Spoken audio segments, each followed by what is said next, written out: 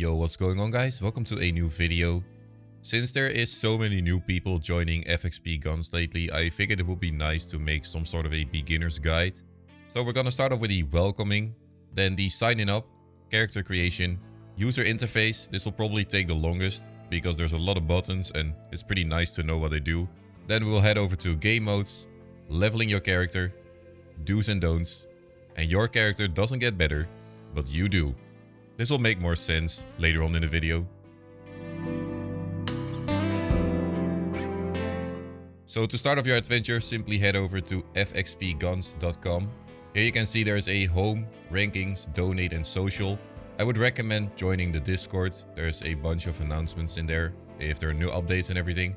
So upon starting your journey here, you can either register or log in if you already got an account. But if you click on register, it will ask you for a username, password and an email address and then the verification, and you can simply sign up. Upon logging in, you can find your account settings, your characters and your clans. A pretty useful feature on this site is this button right here, the disconnect from game.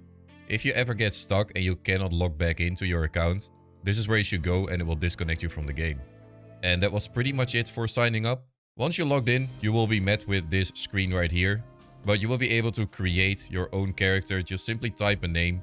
If it is already taken, it will tell you it is taken. I would recommend going with a woman, simply because that's how pretty much everybody plays.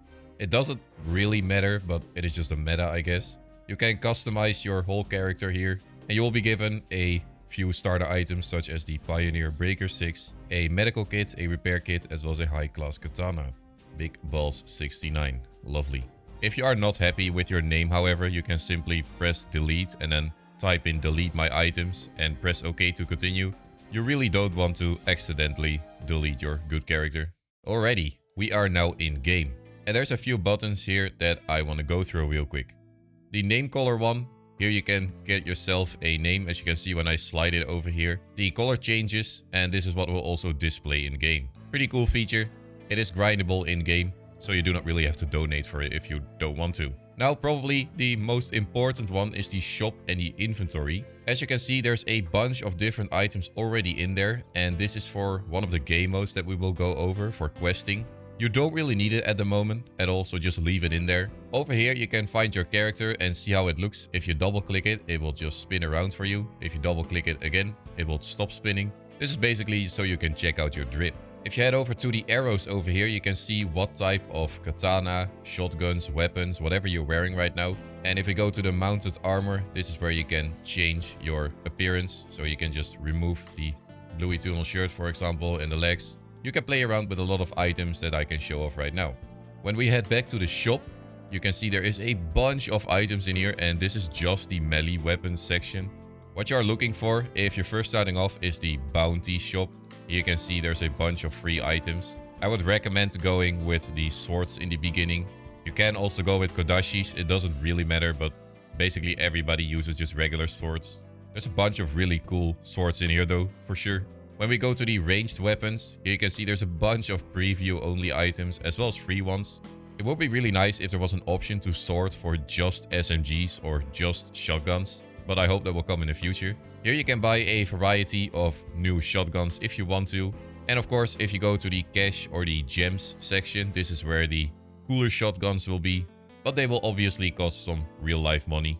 They're not too expensive and they look pretty cool. And as you can see, there's even like flashy rainbow ones. Anyways, that was pretty much it for the shop and inventory. You will simply have to go through it and see what you like, see what you don't like. Honestly, just clicking around will probably be the easiest way to learn that system. Next up, we got the channels. Here you can see there's a ladder channel, a free channel, and a no queue channel. I would recommend not going to the ladder at all if you are new. There are a bunch of like really high-end players here that will just simply smack the living shit out of you. And there's simply like no training against them.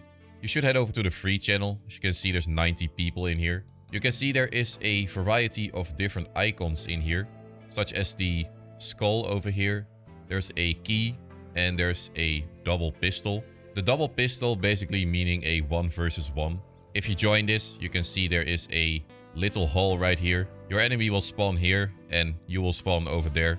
And basically you will just fight until one of you dies. And then everybody respawns again.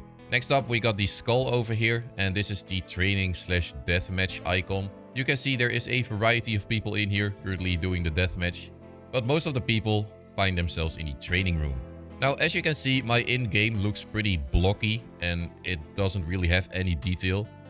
The reason for that is that it is simply the easiest way to look for enemies. If I were to change this, for example, you can do that inside the video settings and then heading over to the world quality. If I put that to high, you can see it's starting to become pretty hard to see this guy, for example, if he's wearing a full white set against a white background. From a distance, that is not very easy to see. Let me quickly switch back to the clean 8 again. You can see he is much easier to see. If you press escape in game and go to the options, there is a bunch of different things here. Honestly, besides the world quality, do not really touch anything as it will not really help you early on. But I would recommend just going with the defaults early on and see if you like the game before you start spending a lot of time on the user interface. Alrighty, there is also a battle pass system on here. You can buy it for 500 cash, which really doesn't take very long to get at all.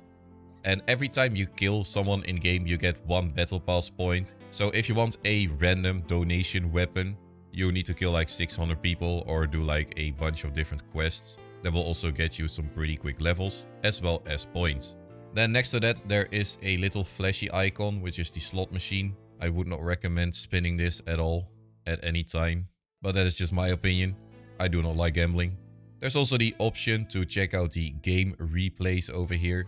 If you recorded any of your sessions, they will appear here and you will be able to watch them back. There's also the option to go back to your characters, the help. You can disconnect from here to the login screen.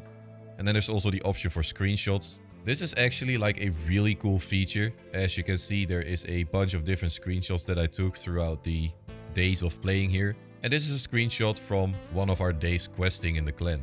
Alrighty, next up, probably the most important ones is the play now, the create room and join room.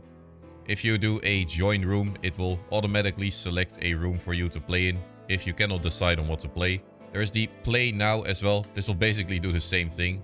And then there is the create room.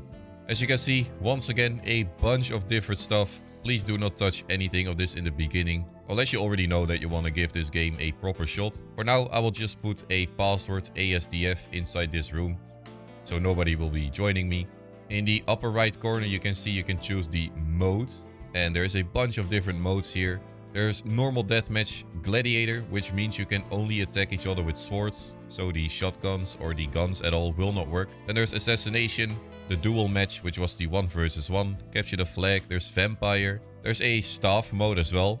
It will give you some staff weapons, which shoot really fast. It is just a fun mode, to be honest. It is nothing too serious. There's also infected. This is my personal favorite game mode, I guess, besides from questing. It is basically just zombie mode on Call of Duty.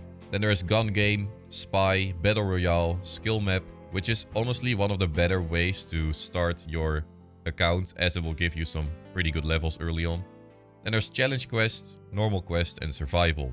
I will only go in depth about the normal questing, as that is my absolute favorite way to play the game. And that is why I have such a high level character on this game. Here you can see there's a bunch of different items, and these were the items that were also in your inventory. If you type in /quests in the game, it will show you a list of all of the combinations that you need to do any of the bosses. If you want to do a Harry Potter quest, for example, you can get the Speaking Stone and the Crimson Necklace.